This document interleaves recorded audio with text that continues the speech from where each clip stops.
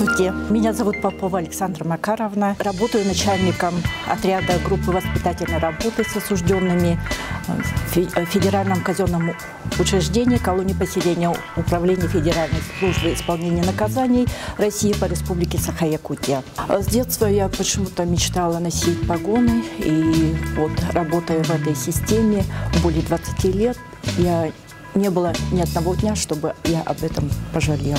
После окончания филологического факультета поступила на службу в следственный изолятор города Якутска. Начинала с должности инспектор отдела специального учета. Затем, после окончания второго высшего образования, меня перевели в отдел по воспитательной работе, и я работала непосредственно с несовершеннолетними осужденными. Это очень ответственная работа. Как женщина, как мать, я очень тяжело понимала, что детям сложно находиться в местах лишения свободы. Всячески помогала им, давала советы, помогала писать кассационные жалобы и старалась, чтобы они освободились из мест лишения свободы более достойными.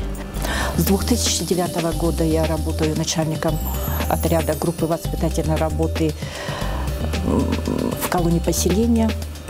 Моя деятельность связана с тем, что занимаюсь воспитанием и исправлением осужденных.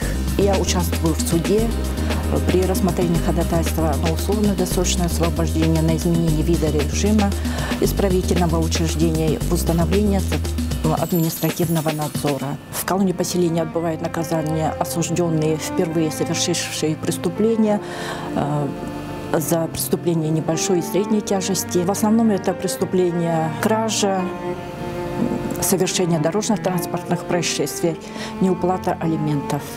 Но работа в уголовно-исполнительной системе все-таки накладывает какой-то отпечаток, но это не должно отражаться на твоих близких, на родственниках. Поэтому дома я обычная женщина, любящая мать, помягче становлюсь. На работе я более требовательная, где-то, может, в меру строгая. Осужденные чувствуют, когда сотрудник боится их, да? Главное не бояться, знать свое дело. Если вы что-то обещали, надо сдержать слово, надо постоянно совершенствоваться. Прежде всего, общество должно понять, что осужденные такие же люди, как мы. Мы не должны отворачиваться от них. Им очень сложно, когда бывали случаи, когда осужденные подходили и говорили, когда узнают о их судимости, отворачиваются и на работу не принимают. Бывают разные люди, когда отказывают им несколько раз, они уже опускают руки, и чтобы содержать себя, опять совершают преступления. Конечно, когда я встречаю осужденных, а это бывает так часто, потому что город у нас маленький, да, они сами подходят, разговаривают, делятся своими новостями.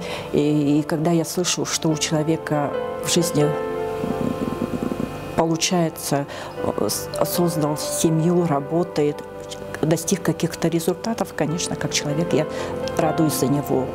Но есть случаи, когда человек оступается и оказывается в местах лишения свободы, то, конечно, мне бывает неприятно слышать такие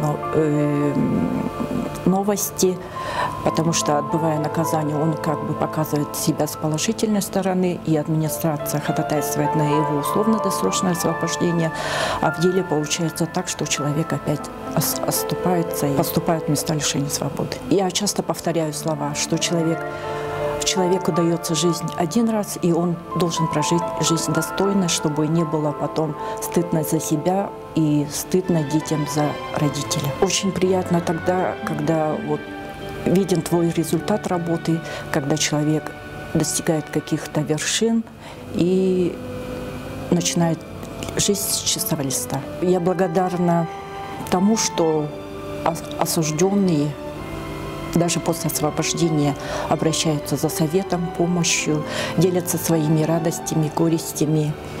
И это дает мне силы идти вперед.